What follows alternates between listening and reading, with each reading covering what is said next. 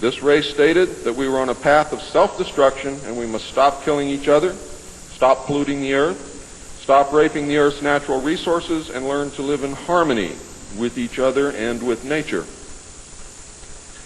These terms were met with extreme suspicion, especially the major condition of nuclear armament, disarmament, and I have to say that I could not blame them in the face of so many uncertainties and so many alien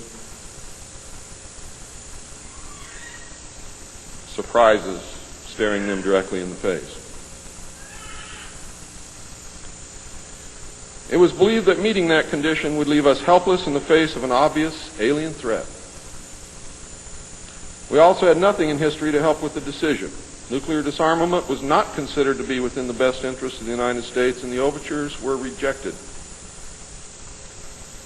Later in 1954, the race of large-nosed gray aliens which had been orbiting the Earth landed at Holloman Air Force Base. It happened in 1954, ladies and gentlemen. If you take everything that Bob Ebenegger has ever said and subtract 10 years from it, you will be right on the money. A basic agreement was reached. An alien named Krill was left as a pledge that they would return and formalize the agreement. In effect, he was a hostage. This race identified themselves as originating from a planet around a red star in the constellation of Orion, which we call Betelgeuse. I believe that that's a lie. They lie a lot, and they deceive a lot, and it is evident through every action that they've ever done with us. The truth is, ladies and gentlemen, these creatures might be from Mars, really. They claim that they are from a planet which revolves around the red star, which we call Betelgeuse. They stated that their planet was dying and that at some unknown future time they would no longer be able to survive there. This led to a second landing at Edwards Air Force Base. The historical event had been planned in advance and details of the treaty had already been agreed upon. Eisenhower arranged to be in Palm Springs on vacation. On the appointed day, the president was spirited away to the base, and the excuse was given to the press that he was visiting the dentist for a toothache. President Eisenhower met with the aliens, and a formal treaty between the alien nation and the United States of America was signed.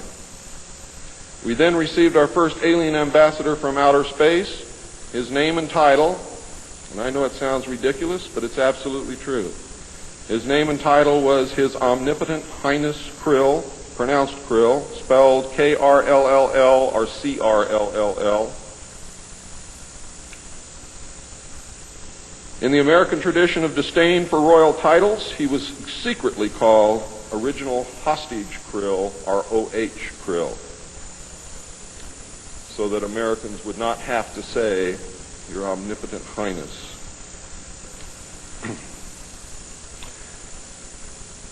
You should know that the alien flag is known as the Trilateral insignia. It looks like a TP with two circles on either side of the V and one pole running straight down the middle. It is displayed on their craft and worn on their chest on their uniforms. Both of these landings in the second meeting were filmed, and the film exists today. Where it exists, I do not know, but I do know that it exists.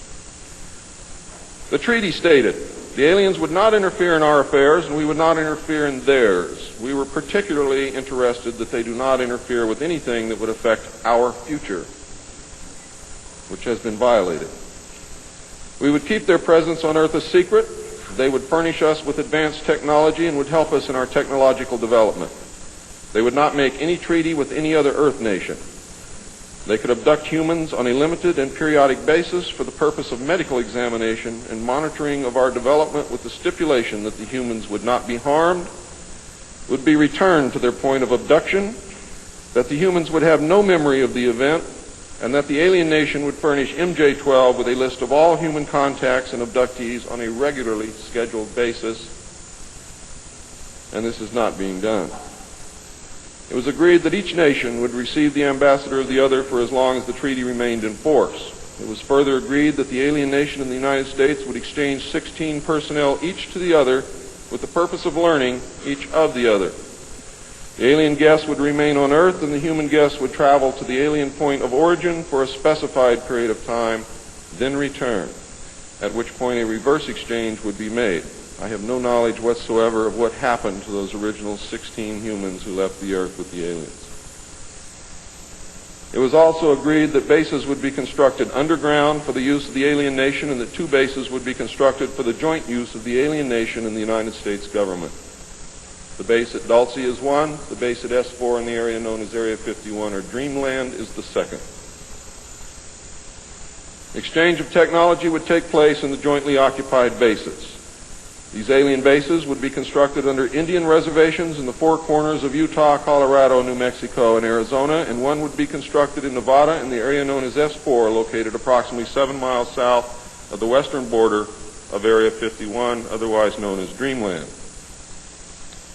All alien areas are under complete control of the Naval Department, and all personnel who work in these complexes receive their checks from the Navy. Construction of the bases began immediately, but progress was slow until large amounts of money were made available in 1957, and in the meantime work continued on the Yellow Book with the information derived from the guests.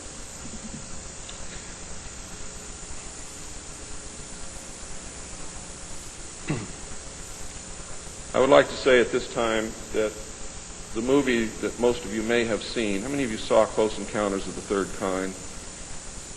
That movie was absolutely true. Those events did take place. Not exactly as you saw them, not in the place where you saw them take place, but there was a landing, there was an agreement, there was conversation, there was an exchange of personnel made. I would like to say now also that J. Allen Hynek was the technical director on that movie, and he was also the co-author of Grudge 13, which I read between the years 1970 and 1973, along with another man named Lieutenant Colonel Friend. As you learned last night, it's the real nice guys that get you. Right, Phil?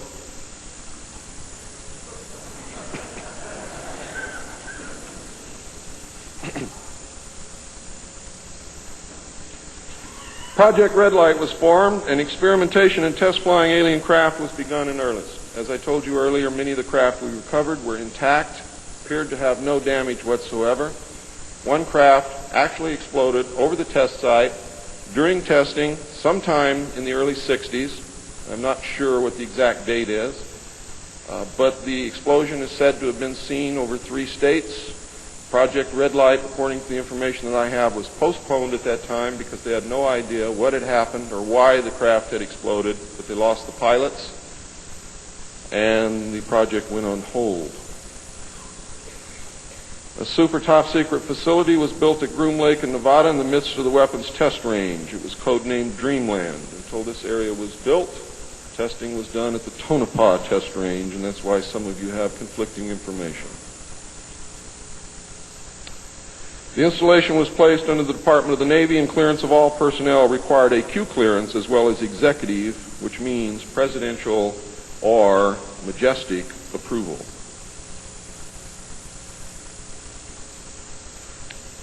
This is ironic due to the fact that the President of the United States does not have clearance to visit the site. Many of you did not know that. The President of the United States cannot enter Area 51. There are very many other areas which he cannot enter also. The alien base and exchange of technology actually took place in an area known as S4. Area S4 was codenamed the Dark Side of the Moon.